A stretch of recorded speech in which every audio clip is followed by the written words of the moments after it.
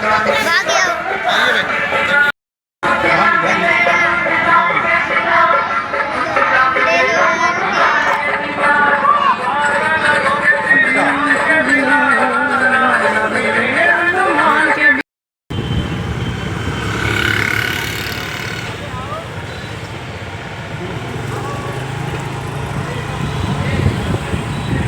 से आते तो बहुत चलना पड़ता। और क्या बहुत। ये है वो हाथ दिखा रहा है।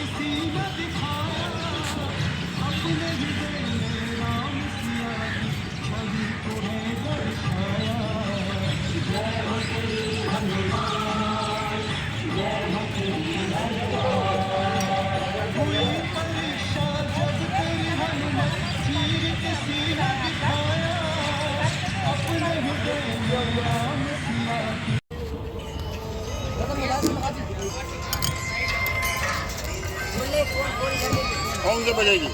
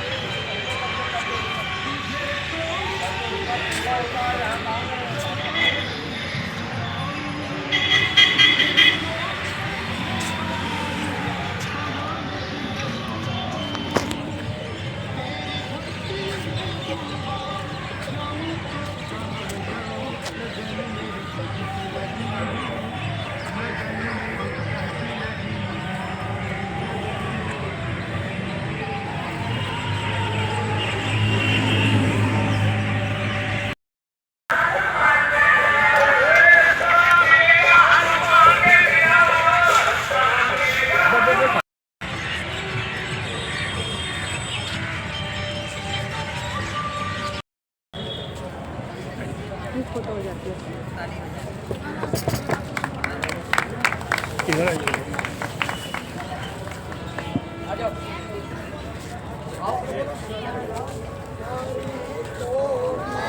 स्वस्ति न इन्द्रो वेदसर्वाः स्वस्ति नः विश्ववेदाः स्वस्ति नस्तारक्षो अरिष्टनेमिः स्वस्ति नो बृहस्पते दधातु बृहस्पतिर्वामरुतः हेलो। बोले परम पूज्य गुरुदेव की जय, परम वंदनीय माता जी की जय, गायत्री माता की जय, शांति कुंज हरिद्वार की जय। गुरुवर हमें उबारिए, हे करुणा के धाम, जीवन सफल बनाए, हे उग्र श्री राम। तो सतगुरु मैं तेरी पतंग, तो सतगुरु मैं तेरी पतंग, गुरुवर मैं तेरी पतंग, हवा विच उड़ती जावांगी, हवा विच उड़ती जावांगी, साइयां टोर हथों चट्टी ना मैं चट्टी जावांगी। तो सतगुरु मैं तेरी पतंग, गुरुवर मैं तेरी पतंग।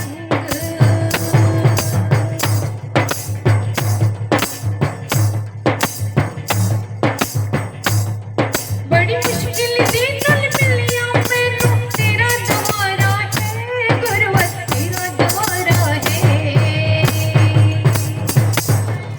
बड़ी मुश्किल दी गल मिलिया मैनू, तेरा द्वारा है गुरुवर, तेरा द्वारा है। मैनू इक्को तेरा आसरा, नल तेरा सहारा है गुरुवर, तेरा सहारा है। मैनू इक्को तेरा आसरा, नल तेरा सहारा है गुरुवर, तेरा सहारा है। हुण तेरे ही भरोसे,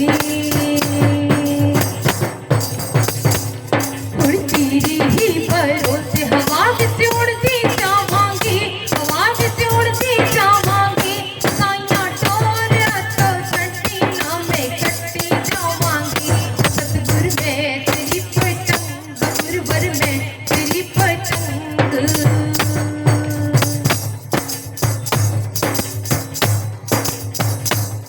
तेन चरना कमला नालों मैनू दूर हटावी ना, गुरुवर दूर हटावी ना। तेन चरना कमला नालों मैनू दूर हटावी ना, गुरुवर दूर हटावी ना। किस झूठे जग दे अंदर मेरा पेचा लड़ावी ना, गुरुवर पेचा लड़ावी ना। किस झूठे जग दे अंदर मेरा पेचा लड़ावी ना, गुरुवर पेचा लड़ावी ना। जे कट गई तो सतगुरु, जे कट गई तो सतगुरु, फिर ता लुट्टी जावांगी, फिर ता लुट्टी जावांगी, साइयां टोर हथों चढ़ती ना मैं कट्टी जावांगी। सतगुरु मैं तेरी पतंग, गुरुवर मैं तेरी पतंग, साइयां मैं तेरी पतंग। बोली सतगुरु भगवान की जय। चर्चा चल रही थी, एक एक लाइन में अमृत भरा रहता है, न जाने किसका जीवन परिवर्तित कर देती है वो। कितने लोग गुरुदेव से जुड़े, गायत्री परिवार से जुड़े, खाली उस अखंड ज्योति को पढ़कर। ये ऐसा परिवार है जो केवल धार्मिक कर्मकांड ही नहीं कराता, वरन समाज के लिए तमाम काम करता है। चाहे वो वृक्षारोपण हो, चाहे वो शिक्षा आंदोलन हो, चाहे वो स्वास्थ्य आंदोलन हो, चाहे वो कुरीति उन्मूलन हो, इस तरह के न जाने कितने स्वावलंबन आंदोलन हो, ये सब हमारे यहाँ से किए जा रहे हैं। शांति कुंज का ही एक पार्ट है जिसको हम देव संस्कृति विश्वविद्यालय कहते हैं, जो इस समय 36 देशों से संबद्ध है। और वहाँ के पढ़े हुए बच्चे फिजिक्स केमिस्ट्री तो पढ़ते ही हैं, आध्यात्म उनको पढ़ाया जाता है और उनको एक अच्छा योग्य व्यक्ति ही नहीं बनाया जाता, उनको मानव भी बनाया जाता है। और कहते हैं शांति कुंज क्या है, वो मानव को गढ़ने की टकसाल है। जहां पर व्यक्ति जाता है, जैसे टकसाल क्या होती है, जहां सिक्के गढ़े जाते हैं, एक तरफ से लोहा स्टील पास होता है, दूसरी तरफ से सिक्के बन करके निकलते हैं। इसी तरह से शांति कुंज में अनगढ़ लोग प्रवेश करते हैं और जब निकलते हैं तो गुणवान गुणी व्यक्ति हो जाते हैं। उनके जीवन के तमाम विकार वहीं पर छुड़वा लिए जाते हैं और उनको शानदार बनाने का प्रयास किया जाता है। साथियों, हम सब भी उसी दौर से गुजरे हैं। हम भी इसी तरह से सादे जैसे आप और लोगों को देखते हैं उसी तरह के थे। गुरुदेव ने हाथ रखा, बुराइयों को छीन लिया, अच्छा बनाने की दिशा में आगे बढ़ाया, और आज हम लोग दूसरों को अच्छा बनाने के लिए निरंतर प्रेरित कर रहे हैं। नशा, पहले हम नशा करते हैं फिर नशा हमको खाता है, पहले हम नशा खाते हैं फिर नशा हमको खाता है। आज आप देखिए 5 रुपए का गुटखा जिसमें क्या दावा किया जा रहा है, केसर मिली हुई है। केसर कोई डाल सकता है क्या?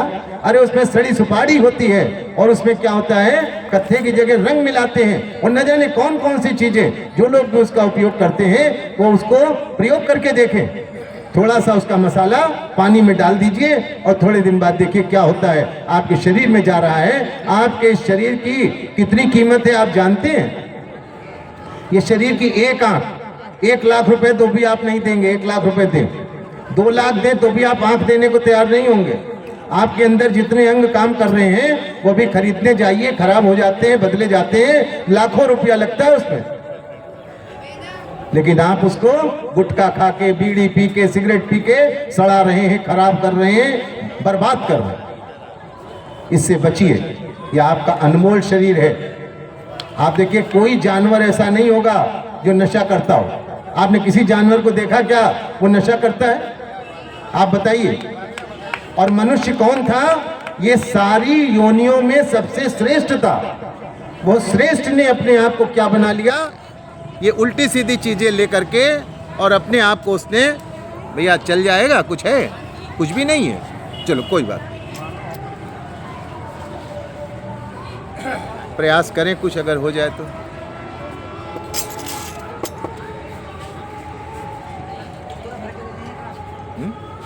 आप गीत शुरू कर दीजिए, गीत की कुछ आवाज़ होगी तो कुछ तो दबेगा। 4 लाइनें बोल दीजिए। हेलो हेलो दो भैया, हेलो हेलो हेलो हेलो, आओ इधर आओ, हेलो हेलो हेलो।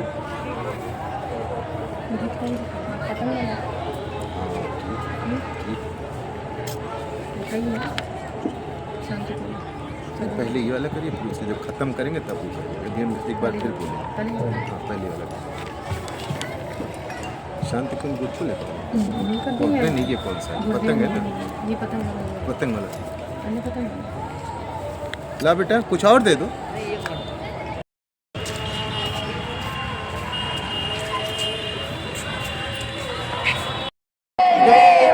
शांति ब्रह्म शांति सर्वगुण शांति शांति रेव शांति सामा शांति रेधि यतो यथा समेहसे ततो नो अभयं गुरो सन्ना गुरो प्रजाभ्यो अभयं नापसोभ्यः सुशान्तिर्भवतु।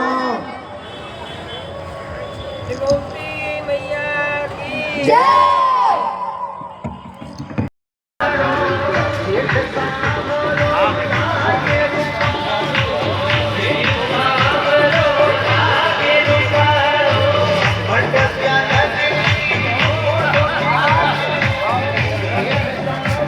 ये बच्चे कहाँ से हैं? ये बच्चे कहाँ से हैं? गुरुकुल से हैं? अच्छा, बहुत सुंदर।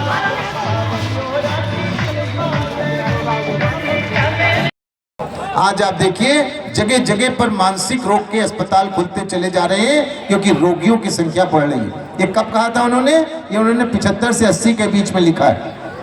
गुरुदेव की एक पत्रिका है अखंड ज्योति पत्रिका, जो सन 1968 कार्य में आपने हमें सम्मिलित होने का अवसर दिया। अभी थोड़ी देर में दीपक जलेंगे, अतिथि आएंगे, कुछ बताएंगे। तब तक हम आपको अपने बारे में कुछ थोड़ा सा बताते हैं। हम लोग गायत्री परिवार के छोटे छोटे कार्यकर्ता हैं। परम पूज्य गुरुदेव पंडित श्री राम शर्मा आचार्य जी, जिन्होंने इस दुनिया को बदलने का काम किया और निरंतर वो कार्य चल रहा है। काहे से बदला जा रहा है? विचारों को बदला जा रहा है। और आप देख रहे होंगे लोगों के विचार बदल रहे हैं। आज सन 1925 में जितने लोगों को आप धर्म की ओर आकृष्ट होता हुआ देख रहे हैं, सन 1975 में कदाचित इतने लोग धर्म के प्रति आकृष्ट नहीं थे। आपने ये भी महसूस किया होगा, चाहे वो नवरात्र की साधना हो, चाहे वो गणेश जी का पूजन हो, चाहे वो मंगल के भंडारे हो, उनकी संख्या दिन पर दिन बढ़ रही है। ये एक अच्छा संकेत है। अच्छा संकेत है आपके अंदर, हमारे अंदर और लोगों के अंदर वो भावनाएं आती चली जा रही हैं जो गुरुदेव चाहते थे। वो क्या चाहते थे? आपके विचार अच्छे हों, क्योंकि विचार ही होता है जो सूक्ष्म होता है, और जब वो स्थूल बनता है तो वह क्रिया रूप में परिणित होता है। एक विचार आया था कि यहाँ पर एक दीप यज्ञ करेंगे आज से 20-21 साल पहले। आप देखिए आज वो भव्य रूप लेता चला जा रहा है। विचारों का बड़ा महत्व है, इसलिए गुरुदेव ने जो क्रांति करी उसका नाम रखा विचार क्रांति अभियान। हमारे गुरुदेव के गुरु कौन? उनके गुरु पंडित सर्वेश्वरानंद जी। सर्वेश्वरानंद जी कहाँ रहते हैं? हिमालय में उनका वास है। और सन 1926 के बसंत पर्व पर 20 जनवरी 1926 को गुरुदेव के लिए गीत निकालने, और जब वो 20 जनवरी को गुरुदेव के कक्ष में ज्योति से प्रकट हुए थे, तब उन्होंने अपनी आयु 600 वर्ष बताई थी। आज वो 700 वर्ष के हैं, हिमालय पर अभी भी दुनिया को ठीक करने का कार्य कर रहे हैं। मित्रों, भाइयों बहनों, हम आप नहीं जानते, हम आप हिमालय को एक कंकड़ पत्थर का ढेर मान के बैठे हैं। वहां से दुनिया का संचालन किया जा रहा है। न जाने कितने ऋषि हैं जो शरीर से हैं और बगैर शरीर के हैं, वहां निरंतर साधनाएं कर रहे हैं और निरंतर उनके दिशाबोध नीचे प्राप्त हो रहे हैं। ये बात हो सकता है सुनने में आपको अटपटी लगे और आप इसको स्वीकार न कर सकें, लेकिन ये सत्य। गुरुदेव ने 3 हिमालय की यात्राएं की थी अपने गुरुदेव के कहने पर, एक वर्ष और एक 6 माह की। उसके अनुभव शेयर किए हैं उन्होंने। पुस्तक का नाम है हम सुनसान के सहचर, अंग्रेजी में भी लिखी गई है, आवर फ्रेंड्स ऑफ लोनलीनेस। आप उस पुस्तक को पढ़ें। गुरुदेव ने जीवन में बहुत लिखा है। 3200 पुस्तकें उनकी छप चुकी हैं और तमाम पांडुलिपियां अभी रखी हुई हैं जो समय समय पर छापी जाएंगी, जिसमें टैग लगे हुए हैं किस वर्ष में छापी जाए। सन 1971 में गुरुदेव ने कहा था कि अगली सदी नारियों की सदी होगी। 1971 में बात उन्होंने कही थी। और 1980 में उनका एक लेख आया था जिसमें गुरुदेव ने कहा था कि अगले दिनों आत्महत्याएं बहुत होंगी। आज आप देखिए, आप अखबार खोलते हैं तो सवेरे गोबर में जो खड़े जो निकलते थे उसको छानबीन पीस करके रोटी बनती थी। एक रोटी खाते थे और एक रोटी गाय खाती थी। और काहे से खाते थे? उनको निर्देशित किया गया था कि इस साधना की अवधि में आप कोई चीज और नहीं खाएंगे। क्या खाएंगे? वो एक रोटी खाएंगे और उसी गाय के दूध से बने हुए मट्टे के साथ। ना उसमें नमक पड़ता था ना शक्कर। 24 वर्षों तक ऐसा जीवन परम पूज्य गुरुदेव ने जिया। और वो कहते हैं, बेटा जैसे चाकू में धार रखी जाती है, उसको लोहे पर रगड़ा जाता है, चिंगारियां निकलती हैं, तब वो धारवान बनता है, वैसे ही मैंने इतनी साधना करी तो आज हमारी जबान में वो बात हो गई है, मैं जो कह देता हूँ वो होता चला जाता है। ये गुरुदेव ने पाया था। तो मित्रों, सबको गुरु जरूर करना चाहिए। आपको कोई गुरु न मिले तो आज के समय में आप पंडित श्री राम शर्मा आचार्य को अपना गुरु बना लें। आपके गुरु हैं तो बहुत अच्छा है, नहीं है उनका ध्यान करें। आइए गुरु का आवाहन करेंगे, क्योंकि उनके आवाहन के बगैर कोई काम नहीं होता और सबसे पहले गुरु ही आते हैं। क्या कहा गया? गुरु गोविंद दो खड़े काके लागों पाए, बलिहारी गुरु आपनी गोविंद दियो बताए। भगवान के भी पहले किसका स्थान है? गुरु का स्थान होता है। आइए, अब गुरुदेव का आवाहन हो रहा है, अपने अपने गुरु का ध्यान करेंगे और उनका स्मरण करेंगे। ओम अखंड मंडलाकारं व्याप्तं येन चराचरं तत्पदं दर्शितं येन तस्मै श्री गुरवे नमः। यथा सूर्यस्य कान्तिस्तु श्रीरामे विद्यते ह्यः सर्वशक्ति स्वरूपायै देव्यै भगवत्यै नमः। ओम श्री गुरवे नमः। आवाहयामि स्थापयामि ध्यायामि ततो नमस्कारं करोमि। आइए सभी देव शक्तियों को प्रणाम करेंगे, हाथ जोड़ लें, बोलिए संस्कृत कर बोलिए। ओम सर्वाभ्यो देव शक्तिभ्यो नमः। ओम सर्वाभ्यो देव शक्तिभ्यो नमः। ओम सर्वेभ्यो देव पुरुषेभ्यो नमः। ओम सर्वेभ्यो देव पुरुषेभ्यो नमः। ओम सर्वेभ्यो महाप्राणेभ्यो नमः। ओम सर्वेभ्यो महाप्राणेभ्यो नमः। ओम सर्वेभ्यो महारुद्रेभ्यो नमः। ओम सर्वेभ्यो महारुद्रेभ्यो नमः। ओम सर्वेभ्यो आदित्येभ्यो नमः। ओम सर्वेभ्यो आदित्येभ्यो नमः। ओम सर्वाभ्यो मातृशक्तिभ्यो नमः। ओम सर्वाभ्यो मातृशक्तिभ्यो नमः। ओम सर्वेभ्यः तीर्थेभ्यो नमः। ओम सर्वेभ्यः तीर्थेभ्यो नमः। ओम महाविद्यायै नमः। ओम महाविद्यायै नमः। ओम एतत्कर्म प्रदान श्रीमन्महाकालाय नमः। ओम एतत् कर्म प्रधान श्रीमन्महाकालाय नमः। इस प्रकार से सभी देव शक्तियों को प्रणाम किया गया। मन ही मन उन्हें पंचोपचार पूजन किया जाएगा। आगे जब भी कभी ये कार्यक्रम होगा तो थोड़ा पहले से हम लोग संपर्क कर लेंगे, थोड़ी थोड़ी वस्तुएं होनी चाहिए। और आज हम सब प्रतीक के रूप में और मानसिक रूप से करा रहे हैं, लेकिन अगली बार जब हम बैठेंगे तो सब वस्तुओं के साथ इसको संपादित करेंगे। 5 वस्तुएं भगवान को जरूर चढ़ानी चाहिए। क्या क्या होती हैं? जल, दूसरा होता है गंध, अक्षत, धूप, दीप, नैवेद्य। ये 5 वस्तुएं भगवान को जरूर चढ़ानी चाहिए। और विस्तृत पूजा करना चाहें तो षोडश विधि है, फिर उसकी 16 वस्तुओं से भगवान का पूजन करना चाहिए। आइए हम लोग मानसिक रूप से भगवान को 5 वस्तुएं अर्पित करते हैं। हे देव, गंध अक्षत के रूप में हमारे पुण्य कर्मों, हमारी अटूट श्रद्धा निष्ठा को स्वीकारें। हे देव, पुष्प के रूप में हमारे अंतः का उल्लास आपको अर्पित है। हे देव, धूप दीप के रूप में हमारी प्रतिभा और योग्यता को स्वीकार करें।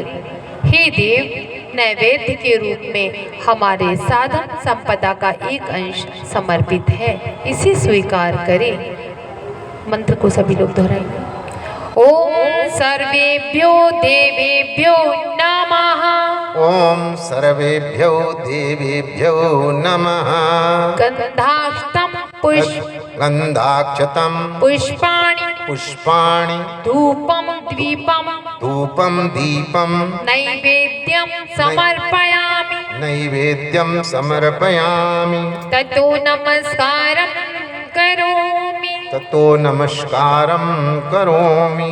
सभी लोग नमस्कार की मुद्रा में आ जाएं, अच्छा लगेगा। ओम नमोऽस्त्वनन्ताय सहस्रमूर्तये सहस्रपादाक्षिशिरोरुहाववे सहस्रनाम्ने पुरुषाय शाश्वते सहस्रकोटि युगधारिणे नमः। सहस्रकोटि युगधारिणे नमः। सभी देव शक्तियाँ आ चुकी हैं, माँ गोमती के किनारे बैठे हैं। और माँ गोमती कौन है? लखनऊ का प्राण है। क्यों प्राण है? इन्हीं के जल से हम सब पल्लवित हो रहे हैं। और अगर कोई कहे नहीं साहब हमारे यहाँ तो वो पंप वाला जल आता है, तो माफ करिएगा, वो भी इन्हीं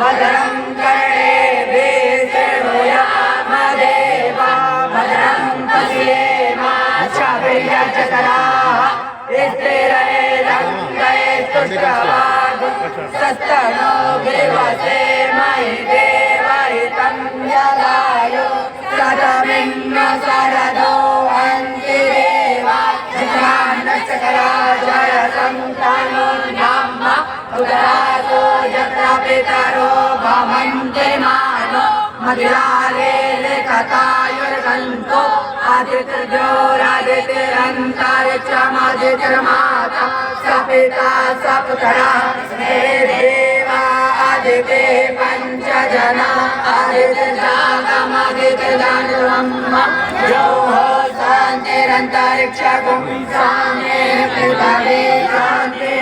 हमारा निवेदन है कि आज हमारे अखिल विश्व गायत्री परिवार से आदरणीय ज्ञान किशोर श्रीवास्तव जी, जो कि हमारे इस जो शक्ति पे पीठ दुगावा है उसके संस्थापक और व्यवस्थापक भी हैं, उनको अंगवस्त्र पहना करके आप कार्यक्रम की एक विधिवत आरंभ कर दें।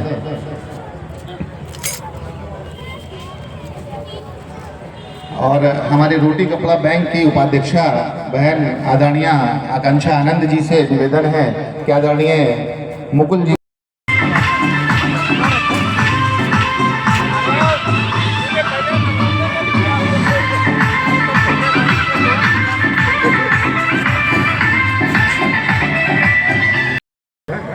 जुड़े रहते हैं। 3 बार लपेटा जाता है, 2 गांठें बांधी जाती हैं। तो 5 व्रत बंधन क्या है? पहला है उपासना। जितने लोग यहाँ बैठे हैं सब लोगों को चाहिए कि वो रोज उपासना जरूर करें। उपासना के माने 2 शब्दों से मिलकर के शब्द बनाए, उपधनासन। किसी के पास बैठना, आप जिसके पास बैठेंगे वैसे बनते चले जाएंगे। आप कहेंगे नहीं साहब ऐसा नहीं हो सकता, ऐसा ही होता। अग्नि के पास बैठेंगे तो गर्मी क्षेत्रीय उपाध्यक्ष बड़े भाई आदरणीय राजीव मिश्रा जी का आगमन हुआ है। आपका बहुत बहुत स्वागत अभिनंदन है। मैं आदरणीय ऋतिक किशोर गौड़ जी से निवेदन करूंगा कि अंग वस्त्र पहना करके आदरणीय राजीव भैया का स्वागत कर दें। और उनको कहीं किसी अन्य कार्यक्रमों में भी जाना है तो हम लोगों का मन तो नहीं कि उनको भेजें, लेकिन हम समझ पा रहे हैं कि उनकी भी व्यस्तता है। एक ग्रुप फोटो जरूर आप आ जाइए, दद्दू तांगी जी आ जाइए, आप आई पंडित जाइए।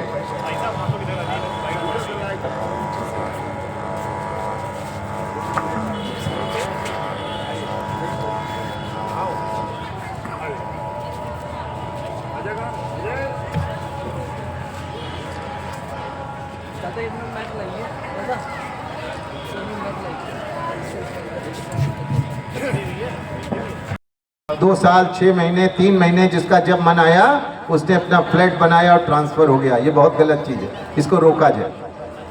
समाज को ठीक करना है, कौन करेगा? कोई देवता नहीं उतर करके आएंगे, हमको आपको करना होगा। इस काम को भी करें। एक आयोजन हमारे यहाँ से कराया जाता है, उसका नाम है गर्भ संस्कार, पुंसवन संस्कार। आओ गढ़े संस्कारवान पीढ़ी। साइंस कहती है कि आप जैसा बच्चा चाहें वैसा बच्चा पैदा कर सकते हैं। आप चाहें उसे वीर बना सकते हैं, आप चाहे उसे संत बना सकते हैं, आप चाहे उसे योगी बना सकते हैं, आप चाहे उसे विद्वान बना सकते हैं, और आप चाहें तो उसे खराब भी बना सकते हैं। लेकिन उसके लिए एक प्रोसेस है, एक प्रक्रिया है, जिससे गर्भवती बहन को और परिवार वालों को गुजरना पड़ता है। अपने ऊपर संयम अपनाने पड़ते हैं। आज संयम कोई अपनाता नहीं, बड़े बूढ़ों की मानता नहीं, और उसके बाद बच्चे पैदा होते हैं, फिर ऐसे उद्दंडी कि हर आदमी कहता है भाई बच्चा बहुत शैतान।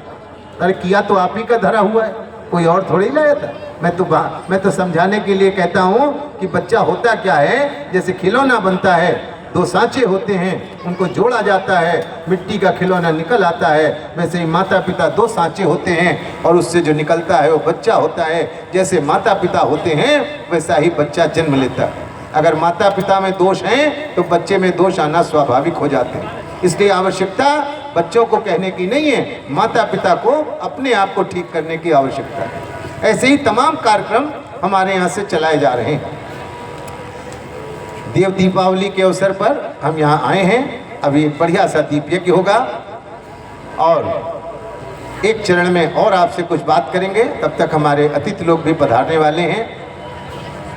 एक गीत यहाँ शांति कुंज का आपके सामने रखा जा रहा है कि शांति कुंज क्या है और वहाँ पर लोग क्यों जाते हैं। बोली शांति कुंज हरिद्वार की जय। शांति कुंज युग तीर्थ है, गुरु का पावन धाम। प्रज्ञा शक्ति का निर्झर आठोयाम। चलो रे मन शांति कुंज हरिद्वार, चलो रे मन शांति कुंज हरिद्वार, जहाँ है जग जननी का प्यार। गुरु है अवगढ़दानी सुदासी जिनकी वाणी, गुरु है अवगढ़दानी सुदासी जिनकी वाणी। चलो रे मन शांति कुंज हरिद्वार, जहाँ है जग जननी का प्यार। गुरु है अवगढ़दानी सुदासी जिनकी वाणी, गुरु है अवगढ़दानी सुदासी जिनकी वाणी।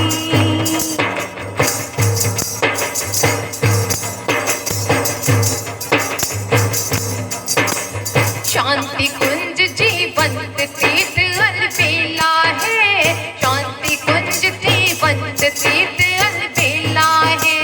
वहाँ साधकों का लगता नित मेला है, वहाँ साधकों का लगता नित मेला है। बरसती संवेदना फुहार, बरसती संवेदना फुहार, जहाँ है जग जननी का प्यार। गुरु है अवगढ़दानी ताकत है कृपा कहानी, गुरु है अवगढ़दानी ताकत है कृपा कहानी।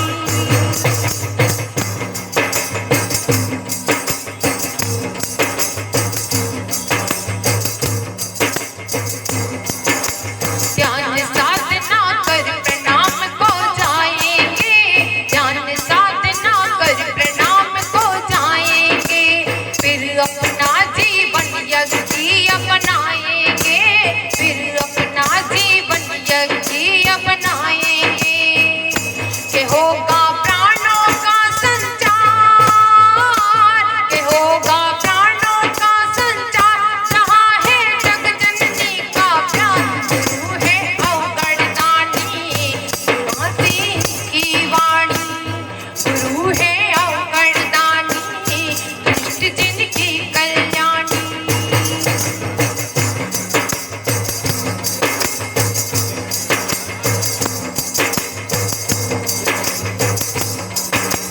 गुरुवाणी गुंजित है वहाँ हवाओं में, गुरुवाणी गुंजित है वहाँ हवाओं में। प्रखर प्रेरणा बनती जो विपदाओं में, प्रखर प्रेरणा बनती जो विपदाओं में। बहे आशाओं मंग की धार, बहे आशाओं मंग की धार, जहाँ है जग जननी का प्यार। गुरु है अवगढ़दानी वचन जिनके वरदानी, गुरु है अवगढ़दानी वचन जिनके वरदानी। चलो रे मन शांति कुंज हरिद्वार, जहाँ है जग जननी का प्यार। गुरु है अवगढ़दानी सुदासी जिनकी वाणी, गुरु है अवगढ़दानी सुदासी जिनकी वाणी, सुदासी जिनकी वाणी, सुदासी जिनकी वाणी। भारतीय जनता पार्टी के वरिष्ठ नेता यहाँ कलश के रूप में माँ गोमती साक्षात बैठी हुई हैं। आपको हम बता दें कलश होता क्या है। कभी कभी पुरोहित जी आते हैं और गिलास में कलश बना देते हैं, तो उनको रोक दीजिए, उनको बताइए कि भैया ये कलश नहीं है। कलश के माने हैं गोल मटोल होना चाहिए, जैसी हमारी धरती, जैसी ये सारी संपदा है, जैसा सारा विश्व। गोल मटोल कलश लगाइए, लोटे में बनाइए, घड़े में बनाइए, और उसमें क्या भरिए, उसमें जल भरिए। कितना जल होना चाहिए? 2/3। 2/3 क्यों? क्योंकि इस सारी संसार में 2/3 जल है और उसका 1/3 पार्ट जो है वो पृथ्वी लोक है। तो उसमें 2/3 जल भरे और उसमें ऊपर पल्लव लगाए जाते हैं। क्यों? क्योंकि बाकी वनस्पतियां भी चाहिए हमको, वनस्पतियों से भी। तो संसार की वनस्पतियां प्रतीक के रूप में उसमें रखी जाती हैं। 5 पल्लव डाले जाते हैं और तमाम मांगलिक वस्तुएं उसमें डाली जाती हैं। और फिर उस कलश का हम लोग पूजन करते हैं। ऐसा ही कलश मन में बना लें और मानसिक रूप से हाथ जोड़ करके बैठे, मानसिक रूप से भाव करें हम कलश का पूजन कर रहे हैं। बोल दीजिए, बोल दीजिए। ॐ कलशस्य मुखे विष्णो कण्ठे रुद्रः समाश्रितः मूले तु स्थितो ब्रह्मा मध्ये मातृगणाश्रिताः कुक्षौ तु सागराः सर्वे सप्तद्वीपा वसुन्धरा ऋग्वेदोऽथ यजुर्वेदः सामवेदो यथर्वणा अंगैश्च सहिताः सर्वे कलशन्तु समाश्रिताः अत्र गायत्री सावित्री शान्तिपुष्टिकरी सदा त्वयि तिष्ठन्ति भूतानि त्वयि प्राणाः प्रतिष्ठिताः शिवा स्वयं त्वमेवासि विष्णुस्त्वं च प्रजापतिः आदित्या वसवो रुद्रा विश्वे देवा सपैत्रिकाः त्वयि तिष्ठन्ति सर्वेऽपि यतः कामफलप्रदाः त्वत्प्रसादादिमं यज्ञं कर्तुमीहे जलोद्भव सान्निध्यं कुरु मे देव प्रसन्नो भव सर्वदा प्रसन्नो भव सर्वदा। अब इसके बाद गुरु पूजन होगा। हम सब के कोई ना कोई गुरु होंगे। जिनके गुरु नहीं होते हैं उनको एक गाली है वो दी जाती है, उसको कहते हैं निगुरा। गांव देहात में आज भी किसी को निगुरा कह दीजिए तो बुरा मान जाता है। तो निगुरा नहीं रहना चाहिए, गुरु बनाना चाहिए। तो गुरु किसको बनाए? आप बनारस चले जाइए, आपको गली गली में गुरु मिल जाएंगे, छन्नन गुरु, पंचम गुरु, फलाने गुरु, ढिमाके गुरु। वो गुरु नहीं। कहा गया पानी पिए छान के और गुरु करे जान के। बगैर जाने गुरु, क्योंकि गुरु क्या करता है, जब आप गुरु करते हैं और आप दीक्षा लेते हैं तो गुरु अपने तप और पुण्य का एक अंश आप में रोपित करता है। तो अगर उसके पास होगा तब ना वो देगा, होगा ही नहीं तो देगा क्या? जो खुद ही छूछ है वो आपको क्या देगा? इसलिए गुरु बहुत सोच समझ करके करना चाहिए। युग ऋषि वेद मूर्ति तपोनिष्ठ पंडित श्री राम शर्मा आचार्य, जिनका यहाँ चित्र भी लगा हुआ है, उन्होंने 24 वर्षों की तप साधना की थी। 24 वर्ष तक एक एक वर्ष में 24 लाख गायत्री महामंत्र का जप अपने गुरुदेव के कहने से किया गया। और उस अवधि में उनका भोजन गुरुओं के पास बैठे, संतों के पास बैठे, ऋषियों के पास बैठे, भगवान के पास बैठे, देवालय में बैठे, लेकिन अच्छी जगह बैठे, अच्छी बातों को सीख करके लौटे। दूसरी बात क्या बताई गई? दूसरी बात साधना। तो साधना करने के लिए मलयागिरी पर्वत पर नहीं जाना है, अपने घर में रह करके करिए। तो क्या करना है? साधिए। किसको? अपने आप। अपने अंदर जो दुर्गुण आ गए हैं उनको निकाल के बाहर करिए, अच्छा बनिए। एक एक दुर्गुण को हटाइए, एक एक अच्छाई को धारण करिए, बढ़िया बनते चले जाइए। ये साधना। और तीसरा काम है आराधना। आराधना किसकी करें? आराधना हमेशा भगवान के बंदों की करी जाती है। जो छोटे रह गए, कमजोर रह गए, डाउन ट्रोडन है, हाथ पकड़ के ऊंचा कर लीजिए, उसकी सेवा सहायता कर दीजिए, अपने बराबर ले आइए। ये है आराधना। और 2 तप बताए गए। 3 बार लपेटा गया, अब 2 गांठें बंधेंगे। पहला तप क्या है? समयदान। आप सब ऋषि लोग हैं, आप सब संत लोग जो अपना इतनी व्यस्तताओं के बावजूद समय निकाल करके लाए हैं काहे के लिए? अच्छे काम के लिए। माँ गोमती की आरती होगी, अभी दीपक जलेंगे, तो अच्छे काम को करने के लिए आपने समय निकाला। आप लोग कौन है? आप सब देवता हैं। कौन देवता होता है? जो देता, जो देता रहता है। सूर्य देता रहता है, सूर्य देवता है। बादल देते रहते हैं, जल देवता है। देवता है, आप भी देवता हैं, आप समय दे रहे हैं। तो तीसरा, पांचवा, चौथा काम बताया गया समयदान। अच्छे काम के लिए सदा समय निकालने के लिए तैयार और तत्पर रहे। और 5वां काम बताया गया अंशदान। मित्रों इसको जरूर सुनना। ये क्या है? जब आप पूजा करके उठे नियमित रूप से तो अपनी पवित्र कमाई का एक हिस्सा भगवान को अर्पित कर दो। कितना दे? आप 1 रुपया, 2 रुपया, 5 रुपया, 10 रुपया रख दीजिए। आपका मन है, आप ज़्यादा भी रख सकते हैं। उतना रखें जिसमें आपके घर का बजट ना गड़बड़ाए, जिसमें आपके घर परिवार के लोग ये ना कहें सब तो तुम भगवान को चढ़ाए, यहाँ क्या करोगे? उसकी आवश्यकता नहीं। आप सूक्ष्म में दीजिए। वो पैसा किसको दें? फिर आपका मन है, आप गायत्री संस्थान को दे सकते हैं। वहाँ तमाम अच्छे काम किए जाते हैं, आपके पैसे से अच्छा काम होगा। आपका मन ना है तो कतई ना दें, अपने हाथ से अच्छे काम करें। अच्छा साहित्य खरीदें, दूसरे लोगों को पढ़ाएं, किसी बीमार का इलाज करा दें।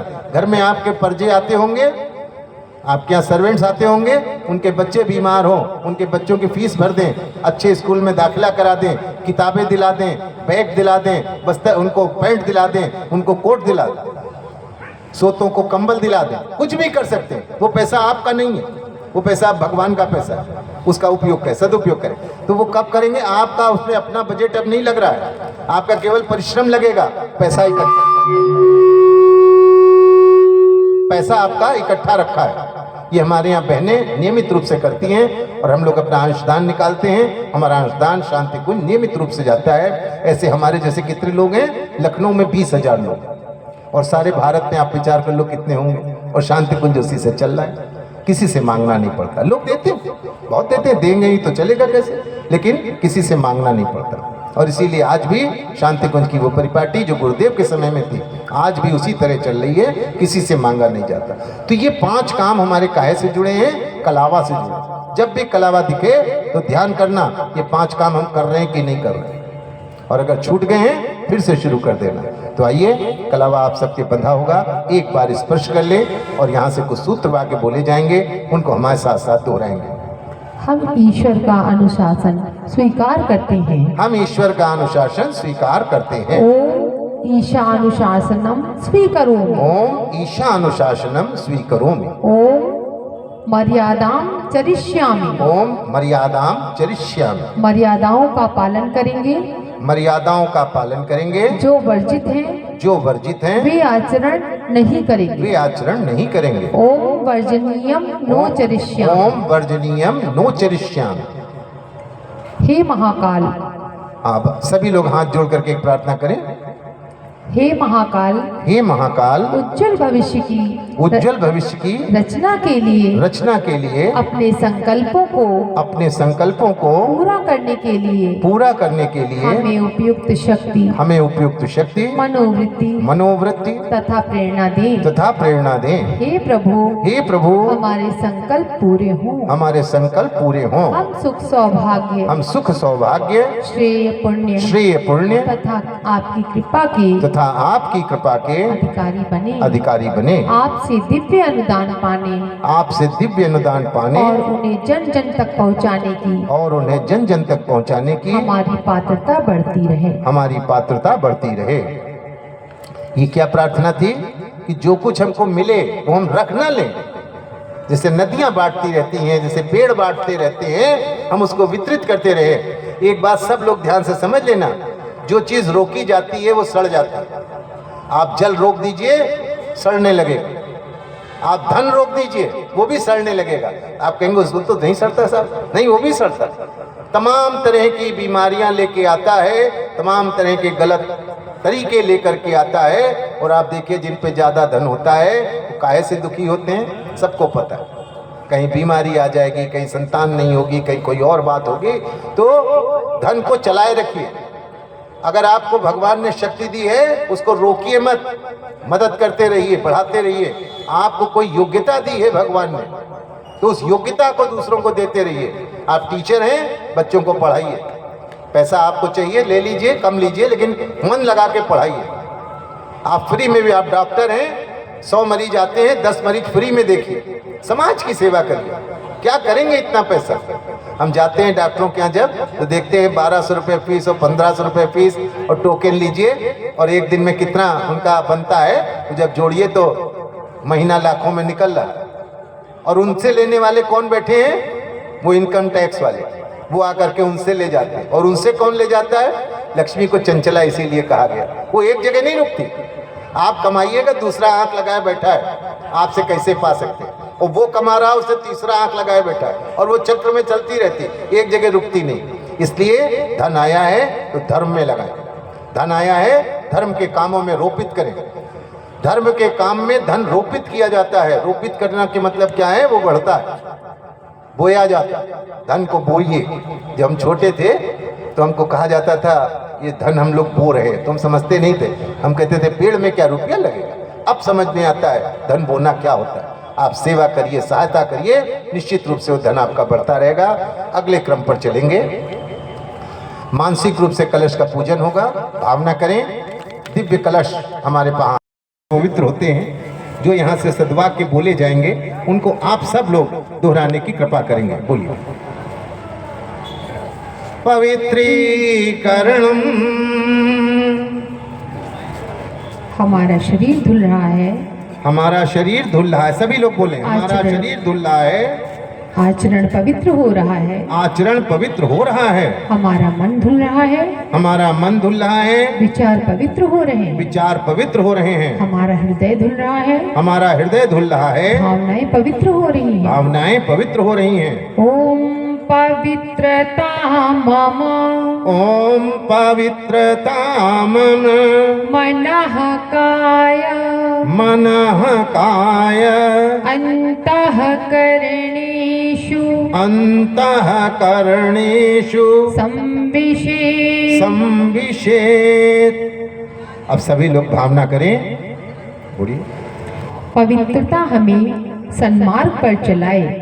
ओम पवित्रता नः, ओम पवित्रता नः, सन्मार्गं नयेत्। सन्मार्गम नयेत्। पवित्रता हमें महान बनाए। ओम पवित्रता नः, ओम पवित्रता नः, महत्तां प्रयच्छतु। महत्तां प्रयच्छतु। पवित्रता हमें शांति प्रदान करे। ओम पवित्रता नः, ओम पवित्रता नः, शांतिं प्रददातु। शांतिं प्रददातु। इस प्रकार से मनसा वाचा कर्मणा हम लोग पवित्र हुए। जब इसको स्थूल रूप से कराते हैं तो 2 आचमनी जल भी आपके ऊपर छोड़ा जाता है, और 2 आचमनी जल से आपका स्नान नहीं होता है, भाव स्नान ही होता है।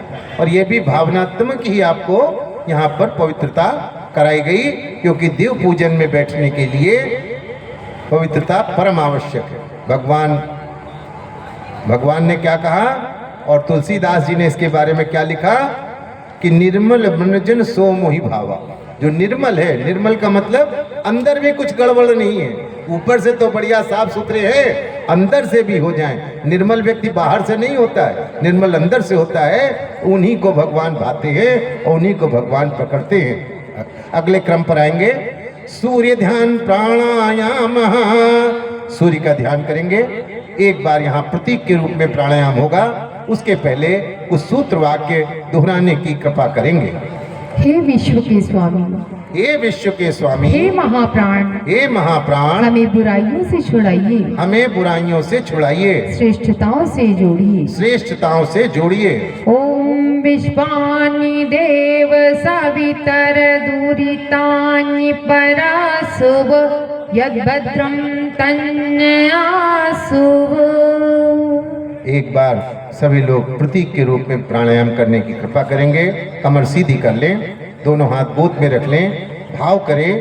सामने उदीयमान सूर्य दिखाई दे रहा है, उगता हुआ छोटा सा सूर्य, लाल रंग का, सुनहरे रंग का, कोमल किरणें हम पर पड़ रही हैं। हम प्राणवान, हम ऊंचे, बढ़िया, शानदार, अच्छे विचारों वाले बनते चले जा रहे हैं। ऐसा भाव करते हुए श्वास को धीमे धीमे खींचेंगे, श्वास को अंदर रोकेंगे, श्वास को धीमे धीमे निकालेंगे, बिना श्वास के रहेंगे।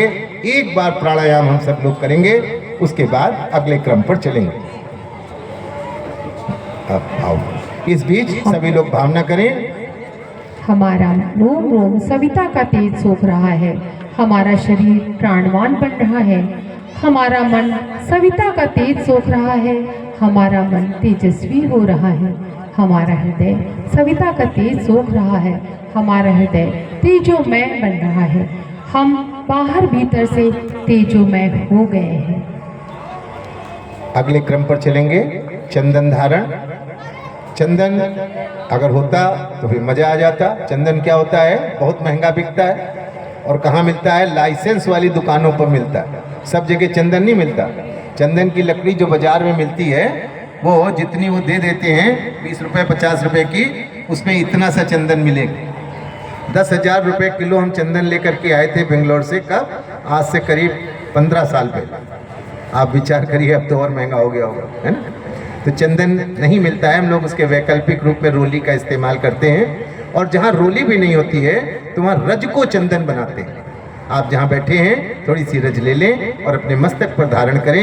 ये वो धरती माता है जिसकी रज हम ले रहे हैं, जिस पर हम बैठे हैं, जिस पर हम मकान बनाते हैं, जिस पर हम सारे काम उसी पर करते हैं, अपने मलमूत्र भी त्यागते हैं। धरती माता गुस्सा नहीं होती। 4 इंच का पाइप लगा करके उसकी छाती में ठोकते चले जाते हैं, वो नाराज नहीं होती। बदले में क्या देती है? ठंडा मीठा जल। और वो कैसा? सीजन्ड वाटर, गर्मी में ठंडा और जाड़े में गर्म। आप विचार करिए कैसी उदार सहिष्णु है वो पृथ्वी माता, जो हमें खाने की चीजें देती है, पहनने की चीजें देती है, घर बनाने की चीजें देती है। कोई भी वस्तु, आप मेरी बात को चैलेंज के रूप में लीजिएगा, कोई भी वस्तु आज तक मुझे ऐसी नहीं मिली जो धरती माता की कृपा के बगैर प्राप्त हुई। तो ऐसी विशाल सहिष्णु धरती माता को जरा सा रज लेकर के मस्तक पर सब लोग धारण करेंगे। हमारा मस्तिष्क शांत रहे। ओम मस्तिष्कम शांत, ओम मस्तिष्कम शांतम भूयात्। इसमें अनुचित आवेश प्रवेश ना करने पाए। ओम अनुचितः आवेशः मा भूयात्। हमारा मस्तिष्क सदा ऊंचा रहे।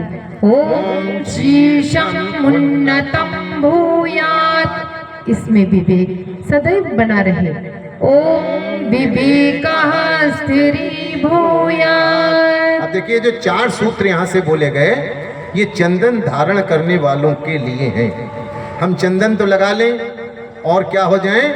हम खूब गुस्सा करने लगें और हम क्या हो जाएं? परशुराम जी जैसे हो जाएं, तो बात उचित नहीं। चंदन लगाया है, चंदन कहाँ लगाते हैं? भ्रकुटियों के बीच में, नासिका मार्ग के ऊपर, यहाँ पर। सारा गुस्सा आपका इकट्ठा होकर यहीं पर आता है, जीवनी शक्तियाँ इकट्ठा होकर के यहीं पर आती हैं। और आपने फिल्मों में देखा होगा क्या होता है, ऋषि नाराज हुआ तो उसने यहीं से रेजेस गिराई और सामने वाले को भस्म कर दिया। मित्रों, आप भी ऐसा कर सकते हैं, क्योंकि संगठित होकर के वो आपकी ऊर्जा यहीं पर एकत्र होती। इसलिए ऋषियों ने यहाँ पे क्या लगवाया? हल्दी मिर्चा गरम मसाला नहीं लगवाया। क्या लगवाया? चंदन। शीतल रहता है ये, इसको ठंडा रखता है, आपके मस्तक को, आपके विचारों को रोक करके रखता है, खराब विचार बाहर नहीं निकले, आपकी ऊर्जा किसी पर प्रस्फुटित ना हो। तो अगर चंदन लगा के हम गुस्सा कर रहे हैं तो गलत बात है। और चंदन लगा के अगर हम सिर ऊंचा करके नहीं चल पा रहे हैं, कुछ ऐसा कर रहे हैं जो अनुचित है, तो भी गलत बात है। क्योंकि चंदन क्या है? ये हमको शानदार बनाता है। अभी हम सब लोगों ने चंदन धारण किया। अगले क्रम पर चलेंगे, संकल्प सूत्र। अब देखिए संकल्प सूत्र क्या होता है? इसको साधारण भाषा में कलावा कहते हैं। कलाई पे बांधते हैं, बदल जाए। आप देखिए भगवान राम के 2 गुरु थे, एक तो विश्वामित्र जी और दूसरे वशिष्ठ जी, और दोनों गायत्री के प्रबल उपासक थे। तो भगवान राम को काहे का शिक्षण मिला होगा? कौन सा मंत्र उन्होंने जपा होगा? जो गुरु बताएगा वही तो जपा जाएगा ना। गायत्री की उपासना करते थे भगवान राम। भगवान कृष्ण किसकी उपासना करते थे? गायत्री पारस है, गायत्री कल्प वृक्ष है, गायत्री कामधेनु। तो गुरुदेव उस समय छोटी आयु के थे, बात समझ नहीं पाए। और उसके बाद उन्होंने उसको पूछा, लोगों ने बताया, और ये बात उन्हें समझ में कब आई? जब थोड़ा बड़े हो गए। तो देखिए जैसे कहते हैं नहीं, गायत्री पारस है। पारस क्या होता है? एक ऐसा पत्थर होता है जिसको अगर लोहे से छुला दीजिए तो लोहा सोना बन जाता है। तो जितना भाई साहब हम समझ पाए हैं, गायत्री पारस कैसे है कि गायत्री के संपर्क में जो भी आता है वो बेशक अनगढ़ रहा हो, लेकिन वो सुगढ़ बनता चला जाता है, सोना बनता चला जाता है। तो इस प्रकार से गायत्री क्या है? गायत्री पारस है। और दूसरी बात उन्होंने बताई कि गायत्री क्या है? वो कल्प वृक्ष। तो गायत्री कल्प वृक्ष कैसे है? आइए एक कथा के माध्यम से आपको सुनाते हैं। एक सेठ जी थे, तगादा वसूल करने गए हुए थे, लौट रहे थे, थके हुए थे। एक पेड़ के नीचे वो बैठ गए। जब बैठे थोड़ी थकान उतरी तो उनको लगा अगर भोजन मिल जाता कहीं से तो आनंद आ जाता। तुरंत एक थाली भोजन उनके सामने आ गया। उन्होंने भोजन किया और जब भोजन कर लिया तो उनको लगा एक लोटा पानी और मिल जाता तो काम बन जाता। तुरंत एक लोटा पानी आ गया, उसको भी पी लिया। और कहते हैं जब पेट भरा तो दूर की सूझी। तब फिर उनको मनाया, एक बिस्तर होता, थोड़ी देर उस पर आराम कर लेते। तो एक पलंग लग गया बढ़िया शानदार, और वो सेठ जी उस पर सो गए। जब सो करके उठे 2 घंटे 2.5 घंटे बाद, तब उनको समझ में आया कि हमने तो किसी से मांगा नहीं और हमने किसी से कुछ कहा नहीं, कोई भी यहाँ आया नहीं, तो ये सामग्री आ कहाँ से रही है? ऐसा तो नहीं है इस पेड़ पर कोई भूत वूत रहता हो, राक्षस रहता हो, आए और हमको खा जाए। तुरंत एक राक्षस आया और सेठ जी को खा करके चला गया। तो मित्रों क्या हुआ? वो पेड़ कौन सा था? वो कल्प वृक्ष का पेड़ था। कल्प वृक्ष कौन सा पेड़ होता है? जिसके नीचे बैठ करके आप जो मन में सोचते हैं वो पूरा होता चला जाता है। आपने खाना सोचा वो पूरा हो गया, पानी सोचा वो पूरा हो गया, आपने राक्षस सोचा वो भी पूरा हो गया। तो गायत्री कल्प वृक्ष कैसे है? गायत्री के जो साधक होते हैं उनको दुनिया में किसी चीज की कमी नहीं रहती, जो चाहते हैं वो उनको मिलता चला जाता है। इसलिए गायत्री को क्या कहा गया? कल्प वृक्ष कहा गया। और गायत्री को तीसरी बात क्या कही गई? तीसरी बात कही गई कि गायत्री कामधेनु। तो मित्रों वो कौन है? आजकल मिलती है क्या? नहीं साहब, कहीं नहीं मिलती। धेनु तो मिलती है, कामधेनु नहीं मिलती। कहाँ थी वो? वो स्वर्ग की गाय थी, देवलोक की गाय थी। लेकिन एक ऋषि हमारे यहाँ हुए जिन्होंने बहुत बड़ी तपस्या की, तो उनकी तपस्या से प्रसन्न होकर के वो कामधेनु उनको प्रदान कर दी गई। तो कौन से ऋषि थे वो? उनका नाम था वशिष्ठ ऋषि। तो अब देखिए इसकी क्या कथा है। एक राजा थे विश्वरथ, बहुत बड़े राजा थे, खूब उनका साम्राज्य था, और वो युद्ध करने के लिए गए हुए थे। युद्ध में जीत करके चतुरंगणी सेना के साथ लौट रहे थे। हाथी थे, घोड़े थे, रथ थे, पैदल थे। एक जगह देखी खूब खुली, जैसी ये खुली जगह है वो बहुत बड़ी जगह थी। वहां उन्होंने अपने टेंट लगा दिए और उनकी सेना ने विश्राम किया। अब राजा ने देखा कि दूर एक झोपड़ी दिखाई दे रही है, कुटिया दिखाई दे रही है। तो राजा कुटिया की तरफ बढ़ते चले गए। जाके देखा तो वो कुटिया किसकी थी? वो उनकी वशिष्ठ जी की कुटिया थी। तो ऋषि को उन्होंने प्रणाम किया और बताया कि हम भाई युद्ध करके आ रहे थे, आपके यहाँ विश्राम कर रहे हैं। ऋषि बड़े प्रसन्न हुए, उन्होंने कहा बहुत अच्छी बात है, आप विश्राम करिए, हम आपके लिए कुछ भोजन का प्रबंध करते हैं। राजा ने सोचा कि हमारी इतनी बड़ी सेना है, इसके लिए तो कर नहीं पाएंगे, हमारे लिए कुछ बना बना के लाएंगे। तो ठीक है, जब लाएंगे तब देखा जाएगा।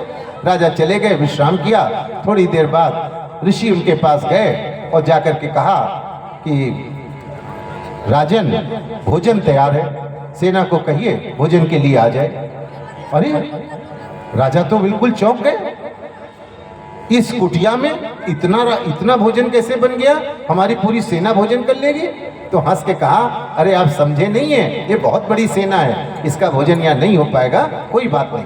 कहा नहीं, सबके लिए भोजन बना है, आप आइए। और राजा ने देखा तो उसकी आंखें फटी रह गई। ये क्या है? इस जंगल में इतना सरंजाम कैसे जुटा लिया इन्होंने? पूछा कहाँ से लाए?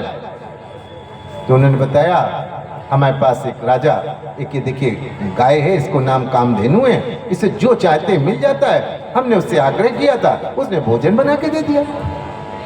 राजा भोजन तो भूल गया, हाँ ऐसे हाथ लगाया, फिर तो इसको हम ले जाएंगे। रोज आते हैं हमारे दरबार में लोग मांगने, ये चाहिए वो चाहिए, जो कहेंगे हम देते रहेंगे। ऋषि ने हाथ लगाया, आप नहीं ले जा सकते। क्यों नहीं ले जा सकते? उनका अभी आप योग्य नहीं, इसके लिए आप योग्य नहीं। का योग्यता क्या है? आपको तपस्या करनी पड़ेगी।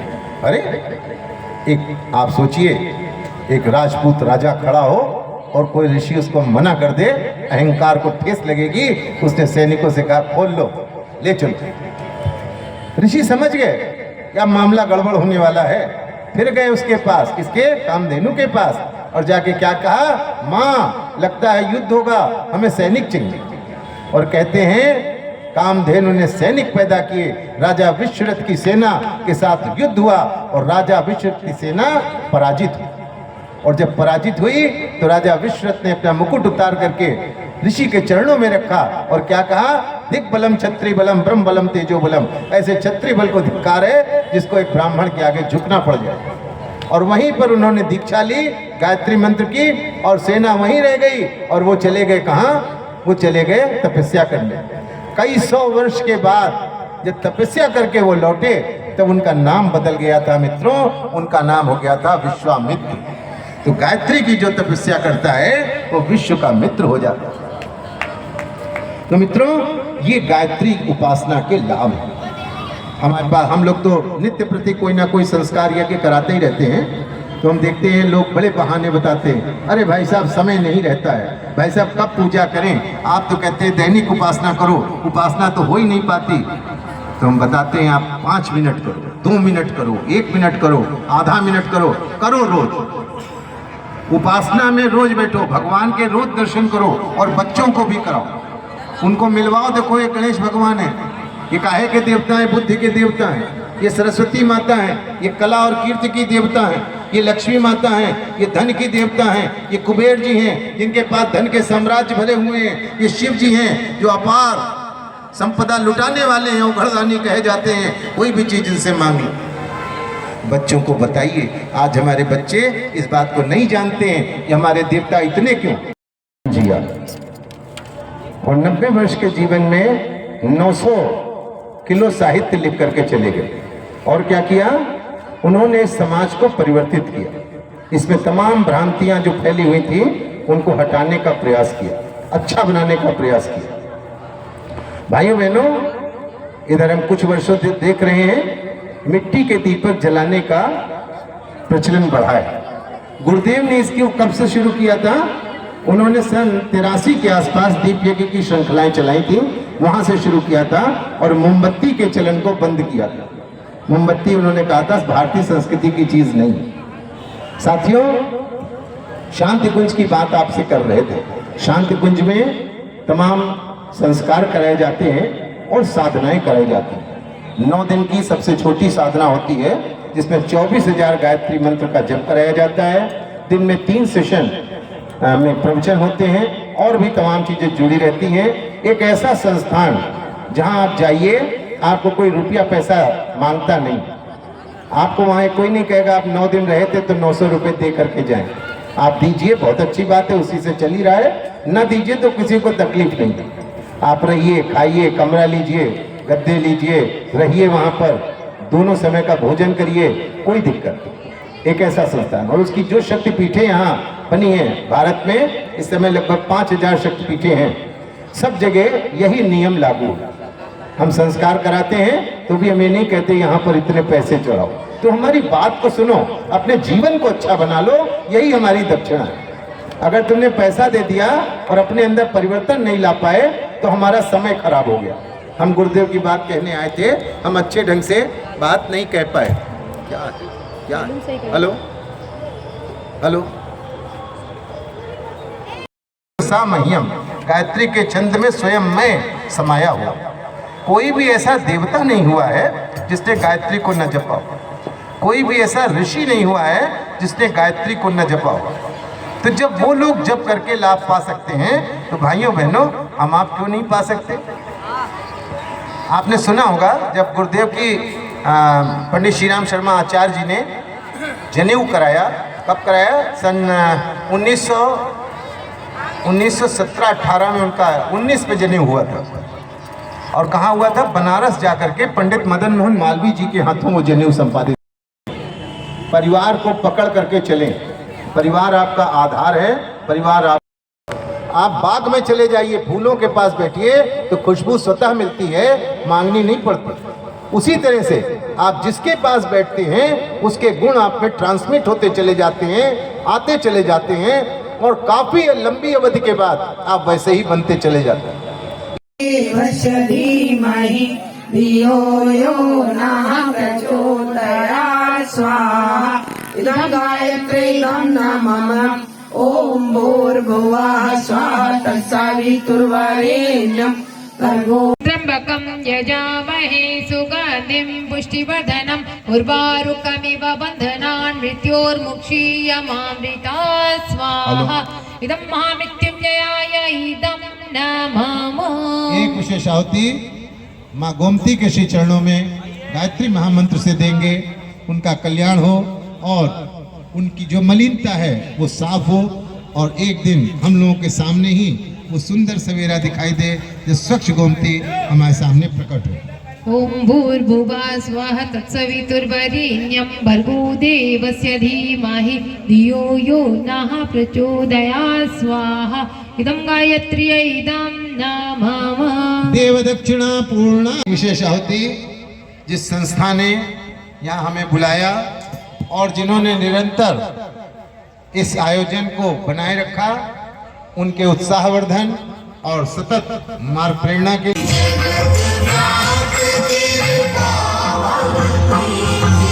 आरती मातु गोमती जी की,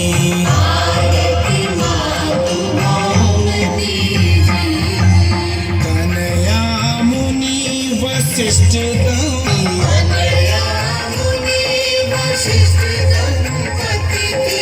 चर्चित कथा पुराण ग्रंथ की,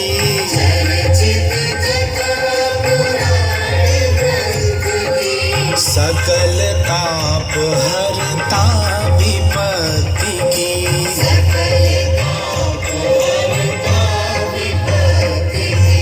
आरती मातु गोमती जी की।